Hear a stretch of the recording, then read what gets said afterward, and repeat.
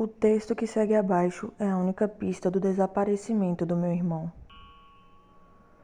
O táxi estava em perfeito estado, com o taxista inconsciente dentro dele, mas nem sem nenhum arranhão. Enquanto meu irmão, desde então, não apareceu. Ele havia sido internado em um manicômio há alguns meses depois de ler uma lenda urbana na internet sobre o Slenderman. A letra dele estava incomparável, ilegível, por isso foi tão fácil de reconhecê-la. E por isso algumas palavras estavam impossíveis de serem lidas. Então ignorem qualquer frase sem nexo, pois eu realmente não pude entender algumas palavras.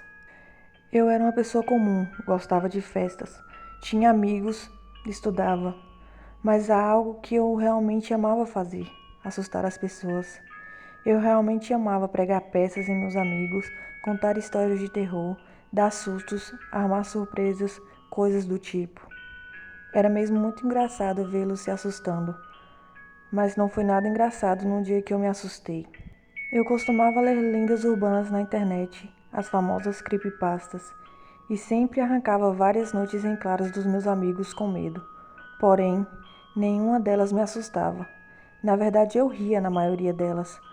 Porém, teve uma que realmente mexeu comigo, uma que não me fez rir, uma que eu não gostava de contar a ninguém. A lenda do Slenderman, ou Homem Esguio. Dizia a lenda que o Slenderman era um homem alto, de terno preto, com a pele extremamente pálida e sem rosto, e que vários tentáculos saíam das suas costas. Normal, você diria. Traumatizante, eu digo.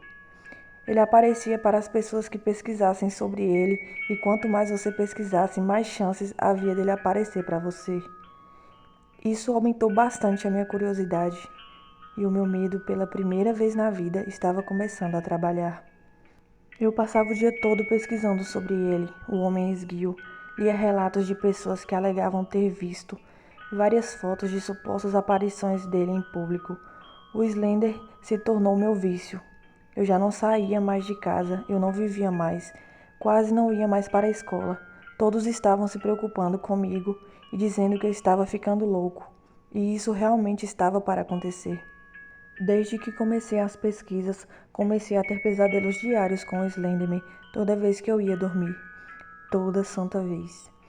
Na maioria dos sonhos, eu estava voltando para casa em um carro amarelo e saía dele encontrando o Slenderman embaixo de um poste de luz. Logo depois disso eu acordava. Também sonhava com cadáveres perfurados com galhos de árvores e coisas do tipo, todos pendurados sobre árvores bem altas em uma floresta escura. Esses pesadelos iam se tornando mais claros e mais nítidos a cada vez que eu pesquisava mais sobre eles. Depois de muita persistência da minha família e amigos, comecei a frequentar regularmente um psicólogo, o qual disse que era normal sentir medo pela primeira vez. O que preocupava era esse medo estar se tornando um vício. Eu ignorei. Continuei pesquisando sobre Slender cada vez mais, até que um dia encontrei em cima da minha cama um papel e nele havia escrito: sempre vê, não tem olhos. Essa era uma frase comum nas lendas sobre o Slender e comum nos meus sonhos também. Eu enlouqueci, comecei a gritar e a chorar. Quebrei todo o meu quarto. Meus pais e minha irmã foram ao meu quarto ver o que havia acontecido e eles não viram nenhuma carta. Nem eu havia mais. Ela teria sumido. Depois daquele dia, minha mãe ficou ainda mais preocupada comigo, me obrigando a passar mais tempo ainda no psicólogo e me acompanhando na maioria das vezes. O psicólogo disse a mesma coisa que todos. Aquela carta era algo da minha cabeça, devido à minha obsessão por ele. Ignorei. Aquela carta era real. Ela estava lá. Passei a noite em claro com medo de acordar e encontrar outro papel. Quando eu finalmente consegui dormir, sonhei com outra carta. Sem saída. Acordei imediatamente com a carta ao meu lado na cama e a janela aberta. Gelei. Minha respiração parou. E eu estava prestes a morrer ao ver que meus pesadelos tinham se tornado reais. Por 2 segundos vi o próprio Slenderman na minha janela. Mesmo sem olhos, eu soube que ele estava me observando. Quando finalmente voltei para mim, foi quando ele sumiu e eu gritei por socorro e novamente nada de carta. Meus pais me internaram imediatamente em um manicômio depois daquele dia. 3 meses se passaram. Meus pesadelos foram embora. As cartas foram embora. Não tinha mais nenhuma lembrança daquilo tudo e a havia recebido alta. Eu estava super feliz por estar voltando para casa. Eram 9 horas da noite. O táxi havia atrasado. Eu esperava ansiosamente até que ele chegou. Me despedi do pessoal. Finalmente fui embora sozinho. Era tarde. Estava frio. Uma névoa cobria a estrada. Todos esses elementos me fizeram dormir ali mesmo no táxi. Não me recordo bem do meu sonho, mas eu vi o Slender, com certeza.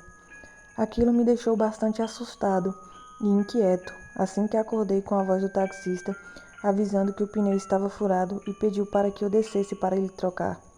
Desci, o observei tentar trocar o pneu e logo ele avisou que o estepe também estava furado. Não me preocupei, pois ele disse que iria procurar algum lugar próximo onde pudéssemos fazer uma ligação. Nenhum dos nossos celulares tinha sinal. Esperei sozinho ali naquele frio cortante, pensando o quão louco eu tinha ficado.